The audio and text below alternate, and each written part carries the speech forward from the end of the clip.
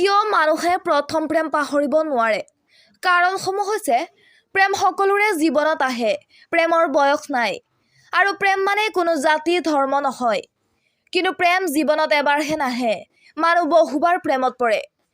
কিন্তু যিজনে প্ৰথমে প্ৰেমত পৰে তেওঁ সহজে পাহৰি নাযায়। সেই প্ৰিয় মানুহজন গোটেই জীৱন মনত অদৃশ্য হৈ থাকে। এশবাৰ চেষ্টা কৰিও তেওঁক পাহৰি যোৱাটো সম্ভৱ নহয়।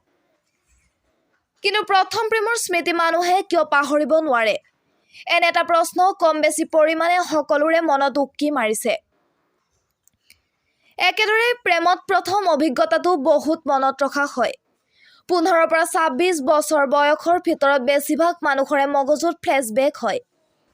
যিসকলৰ হঠাৎ স্মৃতিশক্তিৰ সমস্যা হয়, মুখস্থ কৰা বা স্মৰণ কৰাও বেছি। এই স্মৃতিবোৰ বেছিভাগেই ইতিবাচক স্মৃতি। সেইবাবে 15 পৰা 26 বছৰ বয়সৰ ভিতৰত প্ৰথমবাৰৰ বাবে অনুভৱ কৰা কথাবোৰ স্মৃতিলৈ ঘূৰি আহে, মনৰ পৰ্দাত বাৰে বাৰে জিলিকি উঠে। এতিয়া প্ৰথম প্ৰেমক পাহৰিব নোৱাৰাৰ কাৰণ জানো আহক। বিশেষজ্ঞসকলৰ মতে প্ৰথম প্ৰেমৰ স্মৃতিয়ে ৰোমাঞ্চত প্ৰতিবাৰেই এক সুখদায়ক অভিজ্ঞতাৰ উদগনি দিয়ে। সেইবাবে প্ৰথম প্ৰেমক কোনেও পাহৰিব নোৱাৰে। প্ৰথম প্ৰেমত কোনো অপৰাধবোধ নাই। প্ৰথম প্ৰেম সতেজ।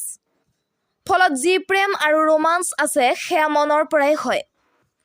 প্ৰথমবাৰৰ বাবে হাতত ধৰি, প্ৰথমবাৰৰ বাবে কাষে কাষে খোজকঢ়া, প্ৰথমবাৰৰ বাবে ইজনে সিজনৰ লগত নিজৰ পচন্দ অপচন্দৰ ভাগ বতৰা কৰাৰ মজা বেলেগ।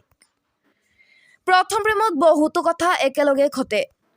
বন্ধুত্ব আৰু প্ৰেমৰ মাজত সামান্য পাৰ্থক্য আছে। বেছিভাগ ক্ষেত্ৰতে বন্ধুত্ব অতি তীব্ৰ আৰু বহুতে ইয়াক প্ৰেম বুলি ভুল কৰে।